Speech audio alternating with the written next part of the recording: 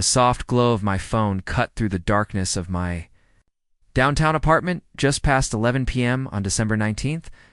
I'd been deep in quarterly financial reports when the device vibrated sharply against the glass coffee table, a buzz so precise it made my wine glass quiver. Motion detected. Koi Pond, South Garden. I didn't flinch. Panic is for amateurs. Instead, I set my pen down, picked up my phone, and opened the security app with the same deliberate focus I bring to contract review. The 4K night vision feed loaded instantly. Every detail crisp in monochrome, the water feature I had built with my own hands. The perfectly raked gravel, the ancient podocarpus trees that had cost more than most cars. And there, beside my $50,000 koi pond, wine glasses catching the moonlight like tiny prisms, stood my younger sister Scarlett and her fiancé Evan. I cranked the volume. Their conversation reached me with crystal clarity. "It's a gold mine," Evan said, gesturing at the water. His real estate bravado fully deployed the same swagger he probably used to sell overpriced condos to desperate buyers. The foreign investment group lands on the morning of the 21st, 10 a.m. sharp. They need to close before the fiscal year ends, before Christmas. He took a slow sip from what I recognized as my father's rare Bordeaux, reserved for special occasions. "Once they see this garden," he continued, "they'll tack an extra $400,000 to the offer immediately. After the ink dries, we kick Nora to the curb." "Done deal," Scarlett giggled, that high-pited, performative laugh she had perfected for Instagram. "She's going to lose it, but who cares?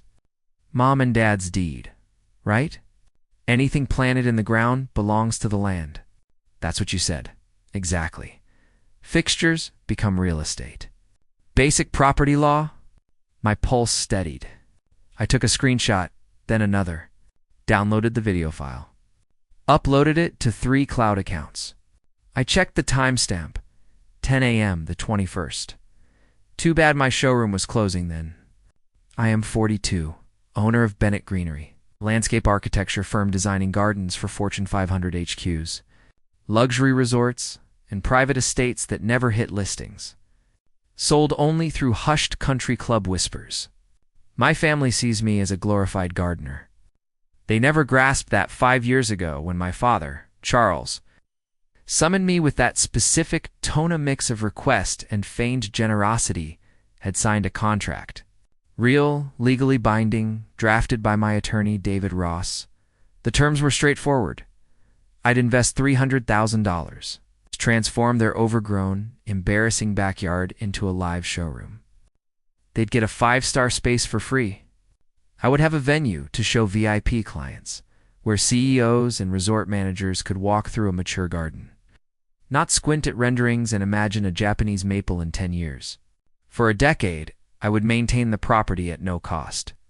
In return, I kept full ownership of all inventory and installations, with explicit rights to remove them if the agreement ended early or asset security was compromised. My father signed it while watching football. My mother barely glanced past the first paragraph. They thought they were getting free landscaping. I was building a $300,000 investment portfolio disguised as a garden. The memory hit sharply. 36 hours ago, at Scarlett's engagement party, the backyard aglow with string lights, the air thick with fake cheer, Evan had cornered me at the bar, shoving papers into my hands. Music thumped Scarlett's insistence, top 40 guests laughing too loudly over their third glasses of champagne. "Just a permit for the patio extension, Nora," he barked over the noise, whiskey on his breath. "Your signature on page 3. Quick favor for your sister's fiancé. Tired, distracted, my morning spent installing a birch for a client in the city, shoulders aching." I took the pen. "Here," I asked, pointing to the pink-flagged line. "Perfect. Lifesaver." I signed because family, because that's what you do. Now, in my apartment, the evidence glaring on my screen, I understood. Somewhere buried in that stack, probably camouflaged among permits and municipal forms, was a waiver. Something saying, I acknowledged the upcoming sale. Something giving Evan the illusion that stealing $300,000 of my work was legally defensible. He'd miscalculated 2 critical things. First, I never sign contracts blindly, even at parties, even when I'm bone-tired. That waiver, whatever legal trickery it contained, would have my signature on the wrong line, or the wrong date, or some subtle defect I'd engineered instinctively, even in my exhaustion. Second, I don't need a contract to protect my assets. I already had one. I had secured myself well in advance. I didn't call Scarlett to scream. That's the role they'd been trying to cast me in since childhood. The overly sensitive, intense sister who couldn't take a joke. The crazy older sister stereotype. Instead, I scrolled through my contacts and dialed David Ross. He picked up on the second ring. David always answered. That's why his hourly rate made my accountant groan. Nora, it's 11 p.m. This better be good. I kept my voice calm, almost pleasant. Remember the consignment agreement we drafted for the Bennett Estate showroom? The one your parents signed without reading? I need you to prepare the asset recovery protocols. We have 35 hours. A pause. Then his tone shifted, the curiosity of a man realizing his night was about to become far more interesting. What happened? They're selling the house December 21st at 10 a.m. Foreign investors. Cash deal. They're trying to claim my inventory as part of the real estate to inflate the price. Can you prove it? I have a video confession. High definition, time-stamped. Another pause. Longer this time? Then a short, sharp laugh, like a blade being drawn. Forward everything. I'll have the documentation ready by 8 a.m., Nora. Yes. This is going to be beautiful.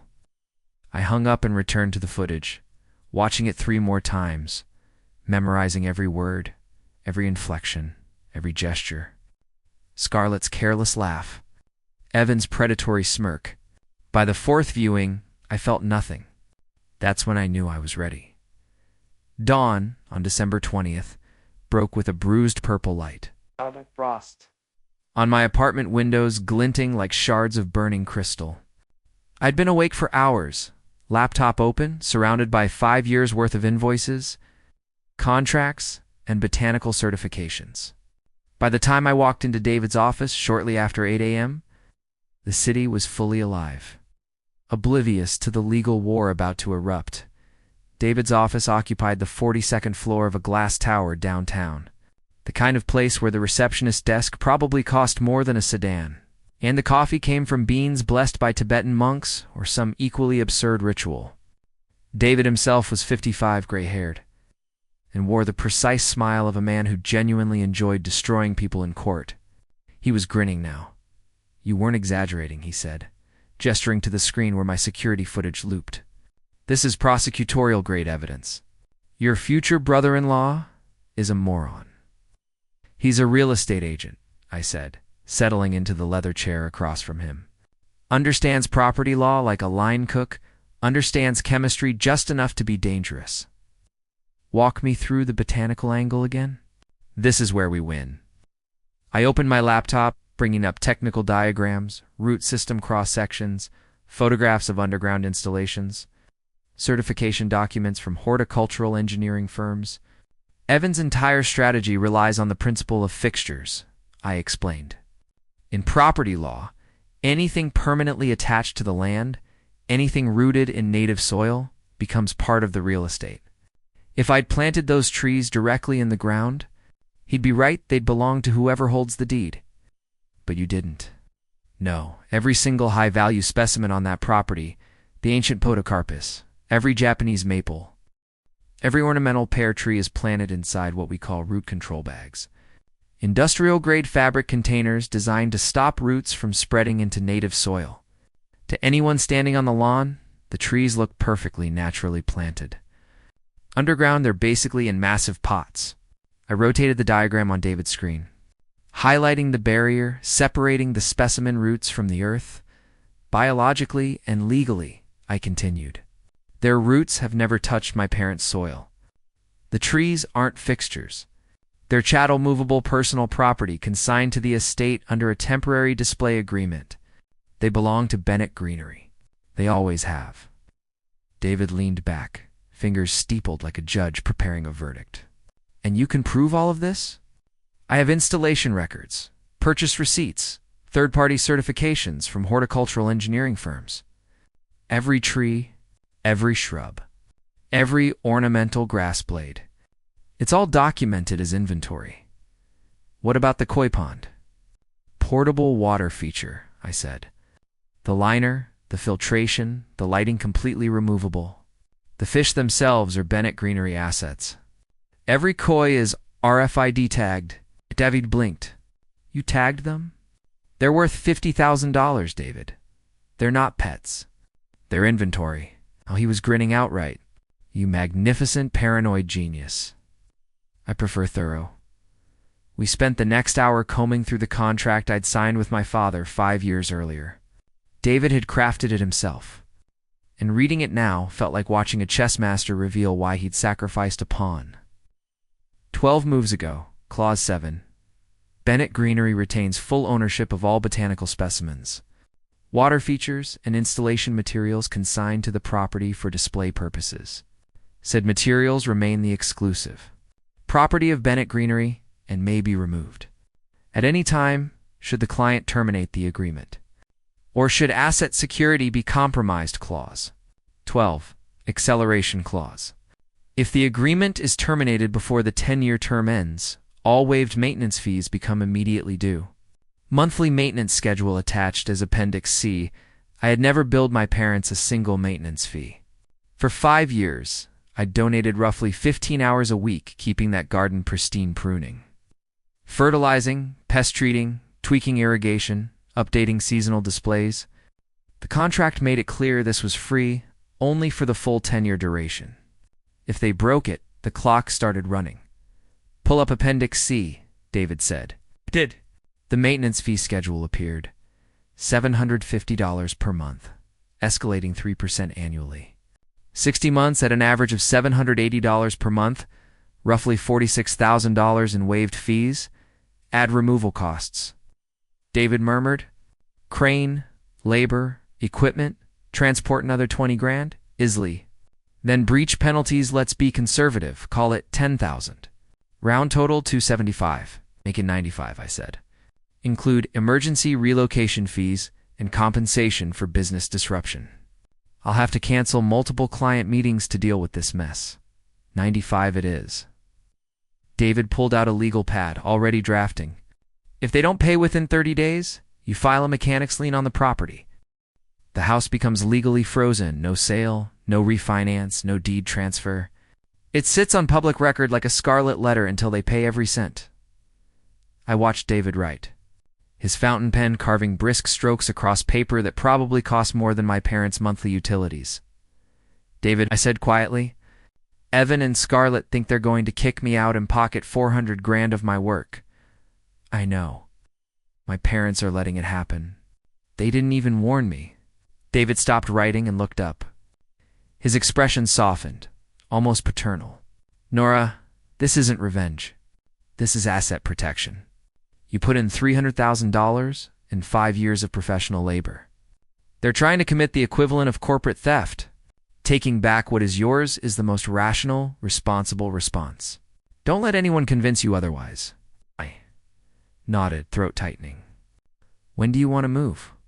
He asked. Tomorrow morning. 10 o'clock, the same time as the showing. No right before. I want to be driving out of the driveway as their buyers pull in.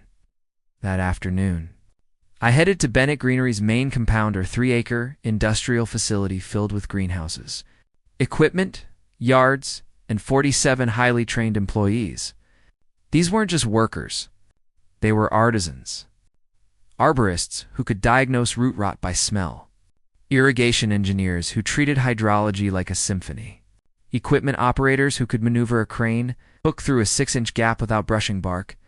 They were loyal because I respected them, paid them properly, and never tolerated shortcuts. I gathered the senior crew in the main office, Marcus, my head arborist, Jenny, who managed logistics, and Tom, our heavy equipment whisperer. Emergency relocation, I said without preamble. Site Bennett Estate. Time, tomorrow, 10 full extraction, every tree, the pond system, the irrigation network. All assets. Marcus lifted one weathered eyebrow. At 60, he'd been in this industry longer than I'd been alive and had zero tolerance for theatrics. Your parents' place, he said. Not a question. Yes. They selling the house? Trying to with our inventory listed as part of the deal? He nodded once. You want the crane truck? I want all three. And the water tankers? In every available flatbed. Every extraction tool we own? I want this to look like a military operation. Jenny was already tapping through schedules on her tablet. We'll need to cancel the Preston job. Cancel it. Give them a 50% discount for the inconvenience. Nora, Tom said cautiously, if we're pulling mature specimens with root bags, we're going to leave some. Impressive holes, I know. The lawn will look like geometric Swiss cheese. You're okay with that? I'm counting on it. Understanding flickered across their faces. Marcus's slow, sharp smile appeared. How much time do we have? 16 hours, then we'd better move. By evening, every piece of equipment was inspected, fueled, and staged. The crew rehearsed the extraction sequence twice. Water tankers were fitted with temporary koi holding systems. Rigging, straps, and support structures were prepared for specimens worth more than many houses. I stood in the equipment yard at sunset, watching my team function with the focus of a surgical unit prepping for a high-stakes operation. My phone rang. Mom, I answered. Nora, sweetheart, she cooed, using that syrupy tone she reserved for manipulation. Could you stop by early tomorrow? Maybe around 9? Evan has some friends coming to see the house? Maybe you could trim the hedges. Make everything look nice for your sister? Friends, not buyers. Not investors. Lie. She wanted me to play dutiful daughter one more time, just long enough to stage the garden they intended to steal. That lie extinguished the last ember of guilt inside me. Don't worry. Mom, I said warmly, by tomorrow morning, the garden will look exactly as it's supposed to. Oh, wonderful. You're such a good daughter. I don't know what we'd do without you. I hung up without replying. Back in my office, David's final documents waited in my inbox. I printed everything. The consignment agreement, the certifications, the maintenance invoice with $95,000 in bold red ink at the bottom. I organized it all into a binder with color-coded tabs, precise, professional. Then I printed one more page of company directive on. Bennett Greenery letterhead, asset security compromised. Immediate retrieval authorized. I signed it, dated it December 20th, and slid it into the front pocket of the binder. Tomorrow morning, I wouldn't be the hurt daughter, or the betrayed sister, or the underestimated eldest child. I would be the CEO of a $3 million company reclaiming stolen property. Sleep drifted somewhere far from me that night, not out of fear, but because my brain refused to shut down. It kept running drills, rehearsing strategies, mapping out the chain of events, step by step. When my alarm buzzed at 5:30 on December 21st, I'd already been awake an hour, watching the winter sunrise wash my apartment windows from darkness to gray to a muted gold glow. I dressed deliberately, steel-toed boots, dark denim, my Bennett Greenery jacket with the stitched logo resting over my chest. In the mirror, made sure the face looking back wasn't a daughter or a wounded relative, just a businesswoman executing procedure. By 7 a.m., I pulled into the warehouse. The crew was already there. Marcus handed me a steaming travel mug without saying anything, the kind of quiet support offered by someone who knows that words would only break the focus. We reviewed the operation one last time. The convoy lineup, 3 crane rigs, 2 flatbeds, 1 water tanker, plus my pickup. We'd stage on the adjacent street at 9:45 a.m. and, on my mark, drive onto the property and begin extraction. Trees first, starting with the highest value specimens, then the koi installation, then the irrigation infrastructure. Estimated total time, 90 minutes for comprehensive asset retrieval. Remember, I reminded them, we aren't demolishing anything. We are reclaiming company property. Everything taken belongs to Bennett Greenery. Everything left behind is the homeowner's responsibility. Understood? 47 voices answered as one. Clear. Good. Then let's go collect what's ours. We rolled out at 9:15. A heavy metal caravan of machinery that drew stairs along the freeway. I led the formation in my pickup, watching the procession of 7 enormous trucks stretch behind me like a moving fortress. When we reached my parents' upscale neighborhood where lawns were measured in acres and every driveway hosted luxury SUVs, the contrast was almost cinematic. These were the kinds of estates realtors, described as executive class, owned by people who believed affluence equated to moral superiority. Turned onto a side street with a perfect view of my parents' driveway and shut off the engine. One by one, the trucks behind me powered down, settling into an eerie, disciplined silence. Tom climbed out of his crane rig and came to my window. "We hold?" he asked. "We hold," I confirmed. I opened my notes app, my archive of timestamps, video, transcripts. Evidence is leverage, and leverage wins wars. At 9:47, movement flickered at the edge of my vision. A line of sleek black SUVs came down the road, followed by a champagne-colored Bentley that likely cost more than my entire equipment inventory combined. The procession carried itself with the kind of arrogance cultivated by people who never wait in line for anything. I lifted my binoculars. Through the lenses, I watched the vehicles glide into the circular drive. Doors opened. 3 men in tailored suits stepped out, followed by a woman in a camel hair coat priced higher than my crew's monthly paycheck. They moved like habitual owners of airports, of corporations, political favors. Evan stood in the doorway, his grin so exaggerated I could see it from hundreds of yards away. He wore a sleek, new suit clearly purchased for this meeting. Scarlett posed beside him in a designer dress, her curated influencer smile perfectly intact. Then my parents emerged, dressed like they were headed to a country club auction rather than a business negotiation. Evan ushered the investors toward the backyard, leading them through the gate. In minutes, they'd be admiring my koi pond, the mirrored surface reflecting Japanese maples, imagining the increased property value and picturing the signatures on whatever deal they planned to finalize. I checked the time. 9:55. I lifted my radio.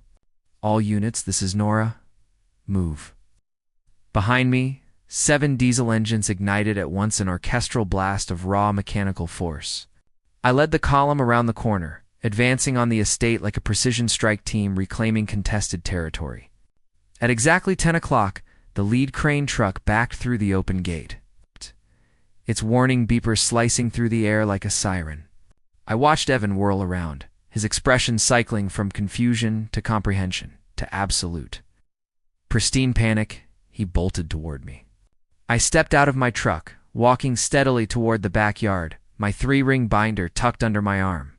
Behind me, my crew moved with flawless coordination, Marcus directing tree removal, Jenny orchestrating the equipment layout, Tom lining up the crane. The backyard had been staged since my last visit, white canopies, cocktail tables, classical music drifting from hidden speakers. The investors stood on the stone patio beside the koi pond, champagne in hand, examining the garden the way art collectors judge masterpieces. Evan reached me just as I crossed through the gate.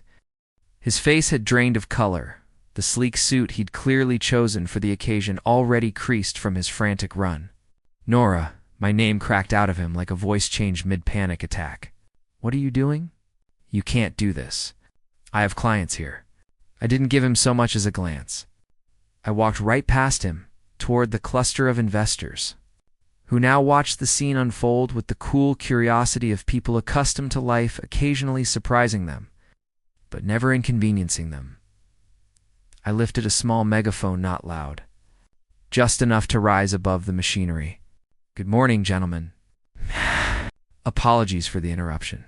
I'm Nora Bennett, founder and CEO of Bennett Greenery. My tone stayed warm, polished, unfailingly polite. The garden you're viewing is not part of the real estate listing. It is inventory owned by my company and placed here under a temporary display contract. That contract has been terminated due to concerns about asset integrity. As such, the viewing is concluded.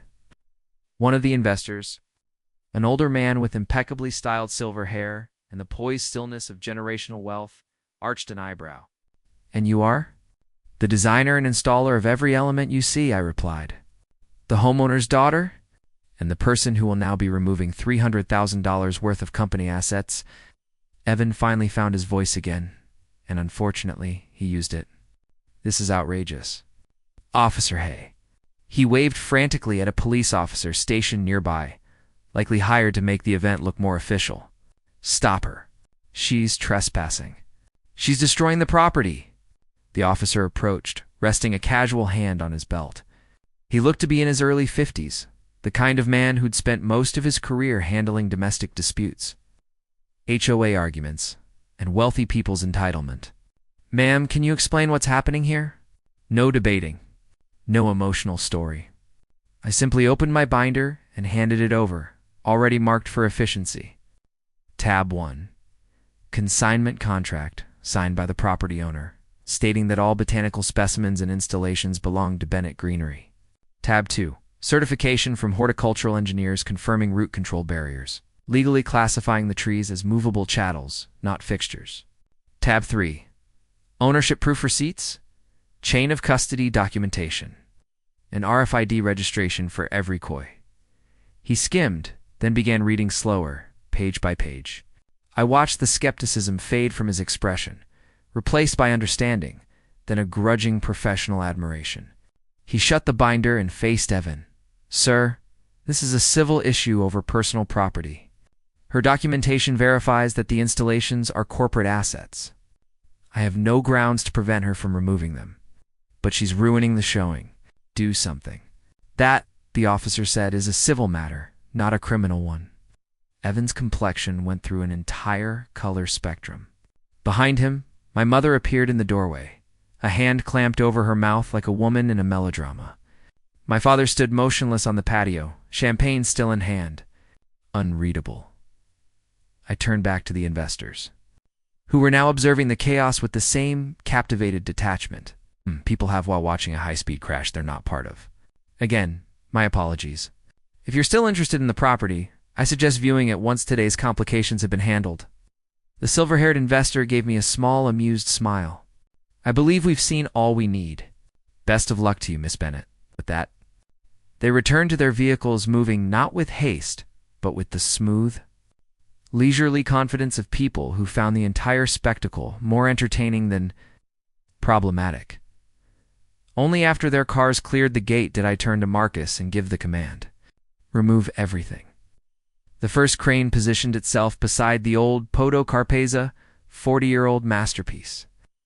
I'd sourced from a specialty grower in Oregon, transported across several states, then planted with the kind of reverence reserved for museum pieces. It was valued at $60,000, the crown jewel of the landscape. Tom maneuvered the crane controls with the delicacy of a surgeon. Support straps wrapped around the trunk, carefully arranged to prevent bark or cambium damage. The hydraulics sighed. The straps tightened, and then, with a deep, visceral sound that made my mother gasp from across the yard, the tree began to rise. Because it was contained in a root control bag, the extraction was unnervingly neat. No violent upheaval of soil, no messy ripping. The entire root mass lifted in one perfect fabric-wrapped cylinder, like a giant plug being eased out of a socket. It left behind a flawless round cavity in the pristine lawn, dark and geometric. It resembled less a simple hole and more a missing module in a precision-engineered system. "Secure it and proceed to specimen 2, I said into my radio. The choreography continued seamlessly. Another towering tree lifted skyward.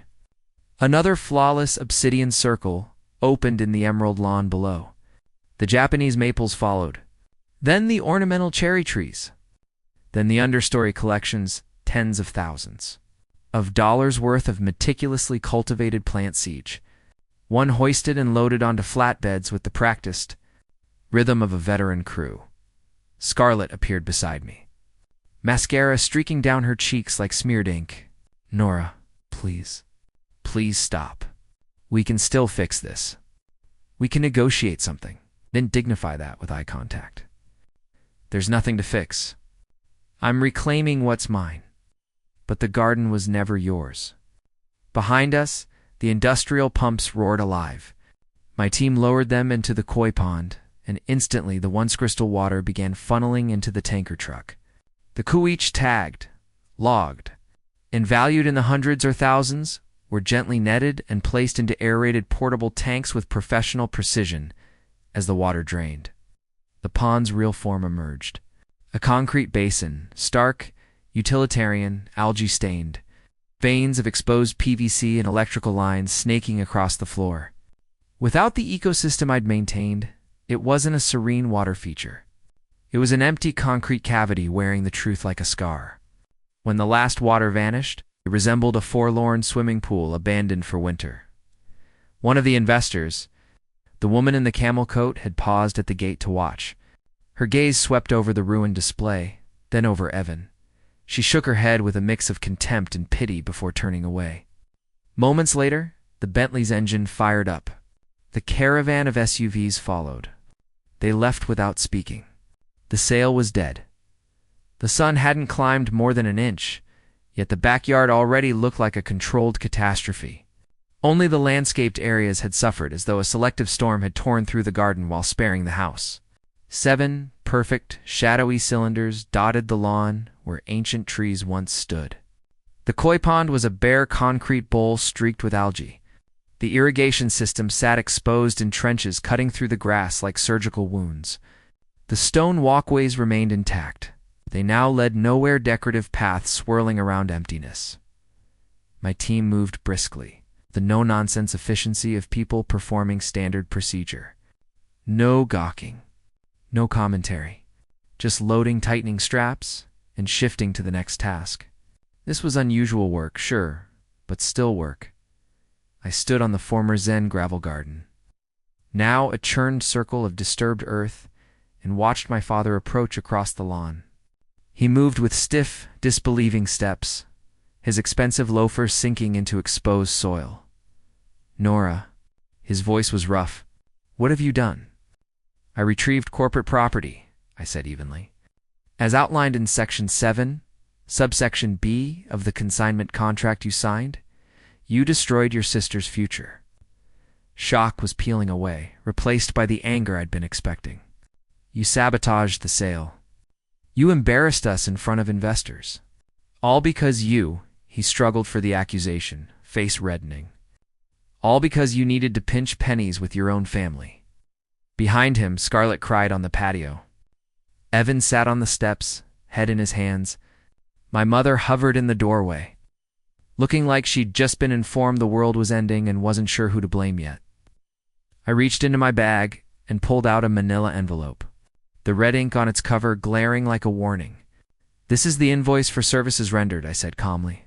5 years of landscape maintenance, originally waived under our agreement. But since you attempted to sell before fulfilling the contract, the acceleration clause activated. All deferred charges are now due. I handed him the envelope. His fingers trembled as he opened it.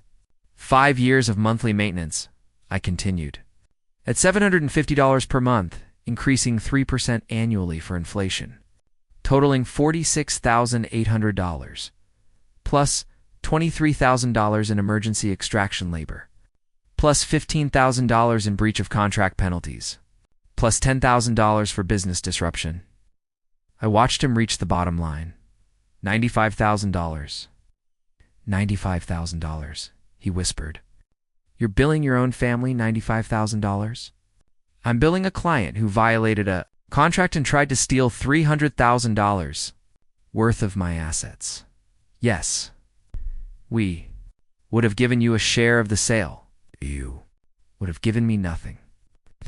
Heard exactly what Evan said. Once the ink dries. We kicked Nora to the curb. My father's expression collapsed. "You heard that? I have cameras monitoring my inventory. You'd think I'd leave 50 grand of koi unmonitored? I have the entire conversation recorded, time-stamped, cloud-stored. Legally admissible." Scarlett had stopped crying. She stared at me with raw, simmering hatred. "You were spying on us?" My mother shrieked. "I was supervising my investments," I replied. and you were caught arranging a theft. Family doesn't treat family like this, she cried, her voice cracking under the pressure. Raised you, fed you, sent you to college. This is how you repay us. With lawyers, bills, and humiliation. That last word lingered like smoke. Humiliation.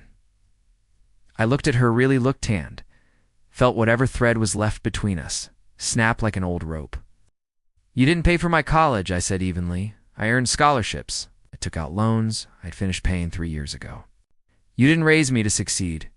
You raised me to serve. It's the reliable daughter, the fixer, the one who never complained. I motioned to the ruined backyard. I invested $300,000 into this land. I spent 5 years doing 15-hour weeks keeping it alive. I brought clients, prestige, and a landscape that added $500,000 to your property's value. Your answer was to gut it, sell it behind my back, and not even warn me. We weren't stealing, my father tried. Yes, you were, I said. You just assumed I wouldn't notice, or assumed I'd stay too obedient to stop you. I slung my messenger bag over my shoulder and walked toward my truck. Nora, we can't pay this, my father called. We don't have $95,000. I paused at the gate. The morning sun lit the torn-up yard-open trenches, ripped pipes. And for people drowning in the consequences of their own greed, then you'd better start selling things, I said. You have 30 days. If I'm not paid, I file a mechanic's lien. Your title freezes. It's no sale, no refinance, no transfer, nothing.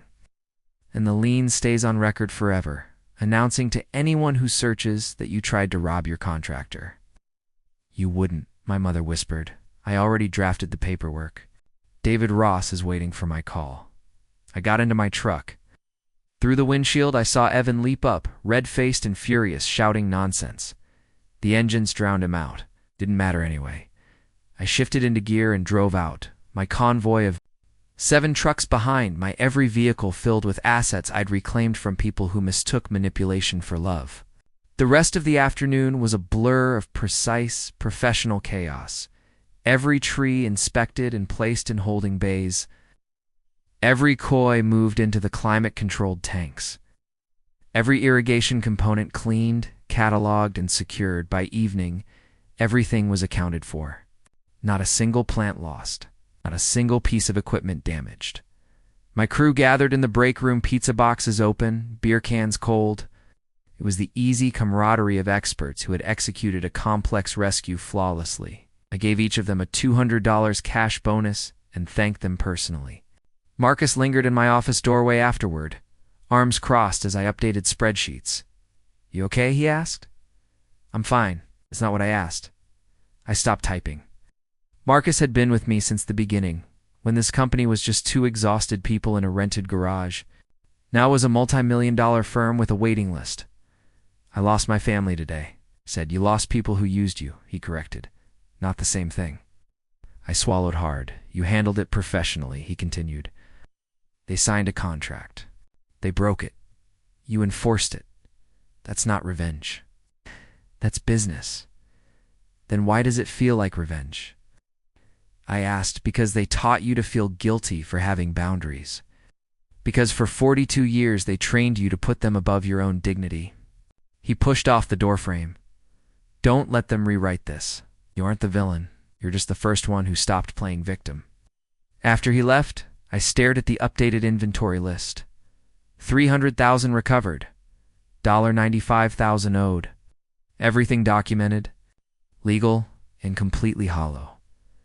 I went home, poured wine, and sat on my balcony overlooking the glowing city. My phone buzzed at non-stop calls from Mom, Dad, Scarlett. Even Evan. I ignored all of them. At 2:47 a.m. on December 22nd, the night shattered. My phone blared, not security pings, but full emergency alerts. Motion detected, perimeter breach, gate be forced open. I was dressed and driving in minutes. A 15-minute trip took 9. The floodlights were blasting the loading dock when I arrived. A figure crouched near the fish facility door, hacking at it with bolt cutters. I didn't need to guess who. Blue and red lights flashed as police pulled in behind me, triggered by the silent alarm service.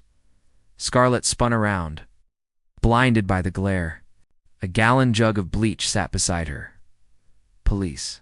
Drop the cutters. She dropped them, screaming something unintelligible about fairness. Within seconds, she was cuffed and pinned to a cruiser who'd Officer Morrison, whom I knew from commercial projects. Glanced at the bleach, the fence, then me.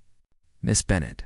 She cut the fence. I caught her trying to get into the fish tanks with that bleach. That's intentional property destruction. Ice filled my veins. Those koi were worth $50,000. Bleach would kill them in agony. Scarlett saw me and lunged in her cuffs, face contorted. You ruined my life. I'll kill those fish. I'll destroy everything you love. You're drunk, I said. She is, Morrison said. We're arresting her for trespassing, burglary tools, attempted felony vandalism, and DUI. She drove here. She's your sister, do? You want full charges? I looked at the bleach. At the wrecked fence. At the memory of those fish gasping if she'd succeeded. I reclaimed my property legally, I said. She tried to destroy it criminally. Press everything. They shoved her into the cruiser. I stood in the cold, clarity sharp enough to hurt. Morning brought the fallout. Evans' firm fired him, bad press from the arrest and the open house. Investors vanished. My parents scrambled for bail while still drowning under the $95,000 debt. David Ross called. They want to settle, he said. They're offering $40,000. No, they say they can't pay more. Then I filed a lien tomorrow. Full amount. No installments. Understood. Christmas Eve arrived in a city winding down. My penthouse glowed, warm filled with my crew, not my blood relatives. We weren't celebrating Christmas. We were celebrating a record-breaking year. I handed out envelopes. Tom opened his and saw an extra $5,000. His eyes filled. Marcus raised his bottle. To Nora Bennett. To the team, I corrected. My phone vibrated endlessly on the counter. Mom 12 missed calls. Dad 8. Then a text. Please, Nora. Drop the charges. Evan left her. She's alone in jail on Christmas. We can't pay the lien. We are family? I stared at it, then flipped the phone face down. I lifted my wine and rejoined my real family, the people who respected me. 3 months later, spring arrived. But the for sale sign at my parents' house still sat crooked and faded. No buyers. The mechanic's lien poisoned the title. The yard remained a muddy crater they couldn't afford repairs. I stood on the balcony of the new 5-star resort I'd designed. Phone to my ear, Nora, David Ross said. Their lawyer reached out. Your parents sold their antique furniture to gather funds. They're offering $65,000. The debt is $95,000, he said. They insist that's all they have. Then they can sell the car or the house when they pay me. I don't negotiate with thieves, David. $95,000. Not a penny less. Understood. I hung up and walked to the courtyard. The rescued podocarpus trees stood proudly in their new home lush. Thriving, safe. They survived the winter. So did I. I touched the bark of the largest one.